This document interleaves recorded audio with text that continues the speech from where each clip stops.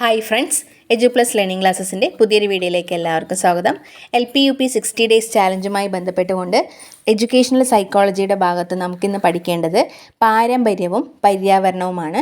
വളരെ ചെറിയൊരു ടോപ്പിക്കാണ്, അതെന്താണെന്ന് നമുക്ക് നോക്കാം. ചോദ്യത്തിൽ നിന്ന് തന്നെ നമുക്ക് തുടങ്ങാം. ശിശുവികാസത്തെ സ്വാധീനിക്കുന്ന പ്രധാന ഘടകങ്ങളിൽ ഒന്നായി കണക്കാക്കപ്പെടുന്നത് ഇവയിൽ ഏതാണ് എന്നാണ്. പര്യാവരണമാണ്. പര്യാവരണം എന്ന് പറയുന്നത് എൻവയോൺമെൻറ്റിനെയാണ് പറയുന്നത്. ശിശുവികാസത്തെ സ്വാധീനിക്കുന്ന പ്രധാന ഘടകങ്ങളിൽ ഒന്നായി കണക്കാക്കുന്നത് പര്യാവരണം.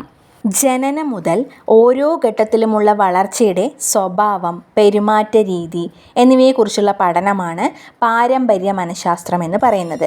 ജനനം മുതൽ ഓരോ ഘട്ടത്തിലുമുള്ള വളർച്ചയുടെ സ്വഭാവം, പെരുമാറ്റ രീതി എന്നിവയെക്കുറിച്ചുള്ള പഠനമാണ് പാരമ്പര്യ മനഃശാസ്ത്രം. പാരമ്പര്യത്തെക്കുറിച്ച് പഠനം നടത്തിയ മനഃശാസ്ത്രജ്ഞനാണ് ഫ്രാൻസിസ് ഗാൾട്ടൺ.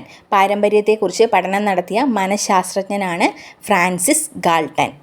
ഹെറിഡിറ്ററി ജീനിയസ് എന്ന പുസ്തകം എഴുതിയത് ഫ്രാൻസിസ് ഗാൾട്ടൺ ആണ്. ഹെറിഡിറ്ററി ജീനിയസ് എന്ന പുസ്തകം എഴുതിയത് ഫ്രാൻസിസ് ഗാൾട്ടൺ ആണ്. രാഷ്ട്രതന്ത്രജ്ഞർ, മതനേതാക്കൾ, കലാകാരന്മാർ, പണ്ഡിതന്മാർ എന്നിവരുൾപ്പെടുന്ന 1000-ലേറെ പ്രതിഭകളെക്കുറിച്ച് നടത്തിയിട്ടുള്ള ഗവേഷണങ്ങളുടെ കണ്ടെത്തലുകളാണ് ഹെറിഡിറ്ററി ജീനിയസിൽ ഉൾപ്പെടുത്തിയിട്ടുള്ളത്. ആ പുസ്തകം എഴുതിയിട്ടുള്ളത് ഫ്രാൻസിസ് ഗാൾട്ടൺ ആണ്. ഒരു വ്യക്തിയുടെ വ്യക്തിത്വം നിർണ്ണയിക്കുന്ന പ്രധാനപ്പെട്ട ഘടകങ്ങളാണ് പാരമ്പര്യവും പര്യാവരണവും, ഹെറിഡിറ്ററിയും എൻവയോൺമെൻറ്റും. ഒരു വ്യക്തിയുടെ വ്യക്തിത്വം നിർണ്ണയിക്കുന്ന പ്രധാനപ്പെട്ട ഘടകങ്ങളാണ് പാരമ്പര്യവും പര്യാവരണവും. ജന്മസിദ്ധമായ എല്ലാ സ്വഭാവ സവിശേഷതകൾക്കും കാരണം പാരമ്പര്യമാണ്. ജന്മസിദ്ധമായി നമുക്ക് കിട്ടുന്ന എല്ലാ സ്വഭാവ സവിശേഷതകൾക്കും കാരണം പാരമ്പര്യമാണ്. ഒരു വ്യക്തിക്ക് ആജീവനാന്തം ലഭിക്കുന്ന എല്ലാവിധ ഉദ്ദീപനങ്ങളും പര്യാവരണമാണ്. ഒരു വ്യക്തിക്ക് ആജീവനാന്തം ലഭിക്കുന്ന എല്ലാ വിധത്തിലുള്ള ഉദ്ദീപനങ്ങളും പര്യാവരണത്തിലാണ് ഉൾപ്പെടുന്നത്. ഒരു വ്യക്തിയുടെ വ്യക്തിത്വം എന്ന് പറയുന്നത് പാരമ്പര്യത്തിൻ്റെയും പര്യാവരണത്തിൻ്റെയും സംയുക്ത ഫലമാണ്. ചില കാര്യങ്ങളിൽ പാരമ്പര്യം വികസനത്തെ നിയന്ത്രിക്കും, മറ്റു ചില കാര്യങ്ങളിൽ പര്യാവരണം വളർച്ചയെയും വികസനത്തെയും സ്വാധീനിക്കും. ഓരോ വ്യക്തിത്വ സവിശേഷതകളുടെയും വികസനത്തിന് പാരമ്പര്യവും പരിസ്ഥിതിയും ആവശ്യമാണ് എന്ന് പറഞ്ഞ വ്യക്തിയാണ് ആൾട്ടൻ ബർഗ്. ഓരോ വ്യക്തിത്വ സവിശേഷതകളുടെയും വികസനത്തിന് പാരമ്പര്യവും പരിസ്ഥിതിയും ആവശ്യമാണ് എന്ന് അഭിപ്രായപ്പെട്ട വ്യക്തിയാണ് ആൾട്ടൻ ബർഗ്. അതുപോലെ മെച്ചപ്പെട്ട പര്യാവരണം ഒരുക്കി കൊടുത്താൽ കുട്ടികളുടെ ബുദ്ധിമാനം ഉയർത്താൻ കഴിയും എന്ന പരീക്ഷണങ്ങളിലൂടെ തെളിയിച്ചത് വുഡ്വർത്ത്. മെച്ചപ്പെട്ട പര്യാവരണം ഒരുക്കി കൊടുത്താൽ കുട്ടികളുടെ ബുദ്ധിമാനം ഉയർത്താൻ കഴിയും, IQ ഉയർത്താൻ കഴിയുമെന്ന് പരീക്ഷണത്തിലൂടെ തെളിയിച്ച വ്യക്തിയാണ് വുഡ്വർത്ത്.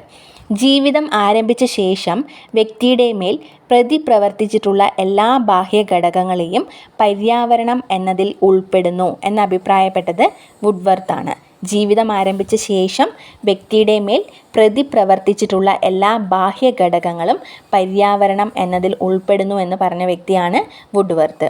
വ്യക്തിത്വത്തിൻ്റെ സമവാക്യം ചോദിക്കുകയാണെങ്കിൽ വ്യക്തിത്വം = പാരമ്പര്യം × പര്യാവരണം. ഓപ്ഷനിൽ ഇങ്ങനെ തന്നെ തരും, അല്ലെങ്കിൽ P = H × E എന്നാണ്. Personality = heredity × environment.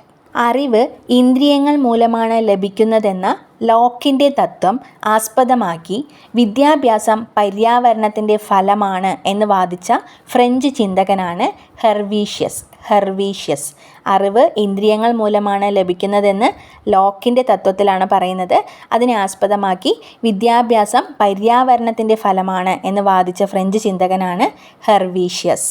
ഇത്രയും കാര്യങ്ങളാണ് ഈ ഒരു ഭാഗത്ത് നിന്നും പ്രധാനമായും പഠിക്കേണ്ടത്. കൂടുതൽ പഠിക്കാൻ സാധിക്കുന്നവരാണെങ്കിൽ പഠിച്ചെടുക്കാം. അപ്പോൾ ഈ ഒരു ക്ലാസ് യൂസ്ഫുൾ ആയെന്ന് കരുതുന്നു. യൂസ്ഫുൾ ആവുന്നുണ്ടെങ്കിൽ മറ്റുള്ളവർക്കൂടെ ഒന്ന് ഷെയർ ചെയ്ത് കൊടുക്കുക.